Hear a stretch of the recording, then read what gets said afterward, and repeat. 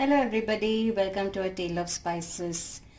Badusha is something which my husband loves and even my sister-in-law loves, and my mother-in-law had taught me how to make this, so I'm just going to try to attempt making this again. So for this what you need is you definitely need vanaspati or dalda or ghee, not ghee, not butter. So this definitely has to be the vegetable shortening that you have. To this I have here close to about almost half a cup of the vanaspati ghee. In that I'm going to add 3 teaspoons of sugar, 1/4 teaspoon of baking soda. This is not baking powder, this is baking soda. And just about 1/4 cup of buttermilk or curd. So I'm just using buttermilk, thick buttermilk. And what you have to do here is give it a quick mix. So you have to break the vanaspati with your hand and make it into a smooth consistency. Meanwhile, I have to make a sugar syrup, for which I have taken 1 cup of sugar and I'm going to add half a cup of water to it, and this has to come up to a good thick syrup. So it has to come up to a boil and then it has to come to a single thread consistency. So I'll show you that later. So you see this dalda has become nice and smooth now along with the buttermilk. So to this I'm going to add 1 cup of maida. This has to be made with maida only, sorry, but I'm going to add 1 cup of maida to it and mix it. It will become like a crumbly dough. So you see this has been coming to a nice boil. So this is going to take another 3 to 4 minutes. I've put it on very low flame and I have to let it boil for another 3 to 4 minutes.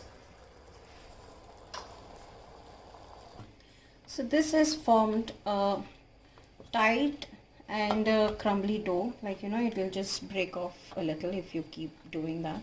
So I'm just going to let it sit for 5 minutes now.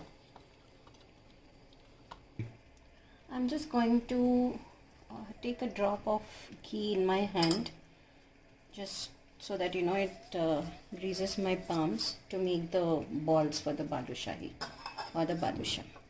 So I'm going to take just a tiny bit. You can make it as big or small as you like. I don't like it too big, so I'm just going to take a small bowl and press and make a dimple in the middle. Okay, that's it. So you can make as many of you might get close to about 20-25 of them with 1 cup. So just don't press it out too hard. Just make sure that it just comes to a roughly like a ball. Press it and make a dimple in the middle. That's all you need to do. So the sugar syrup has become a little thick. At this point it's not yet in the 1 tar consistency or the 1 string consistency, but I've kept it on very low flame because once the badusha has been fried, they have to be put in this sugar syrup first and soaked for about 2 minutes. Take it out and then once all are done, the sugar syrup has to become really thick and then poured over the rest of the fried badushas. So I have here my badusha's balls made ready, and I've put some oil to heat up. So once that heats up, I'm going to fry the badushas. The oil is now heated up, so if I drop a tiny ball, it will come up. So it's ready. I have to keep it on low to medium flame, and I'm going to put these in.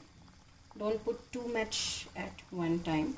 Maximum maybe 5 or 6, and this has to cook on each side for almost 2 to 3 minutes. till it becomes nice and golden color.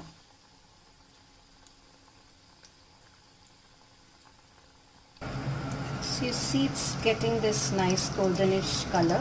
So at this time I'm going to flip it to the other side and cook the other side also.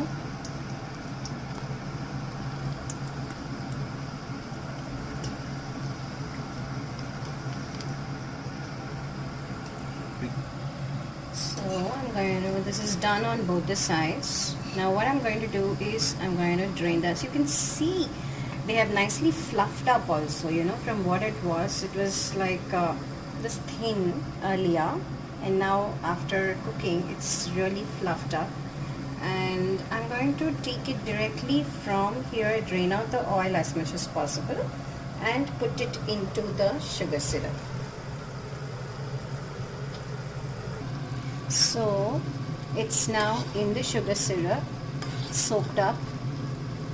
It's there in the sugar syrup for almost a minute now on both the sides. Coat it up nicely, almost for a minute now. And now what I'm going to do is I'm going to take it onto my pan, remove it and take it onto my pan. And try to put them, don't put one on top of the other, try to put them separately.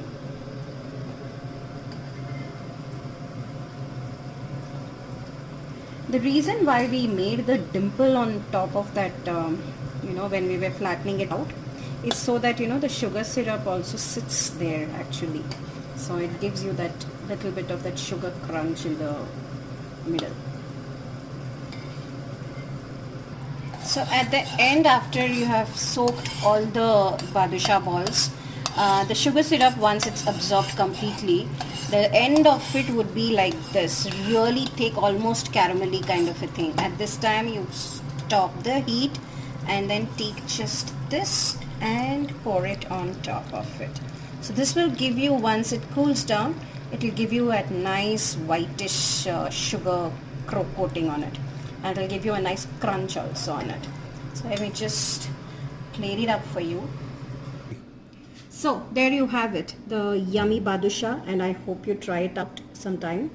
And don't forget to like, share and subscribe to my channel. Thank you very much for watching.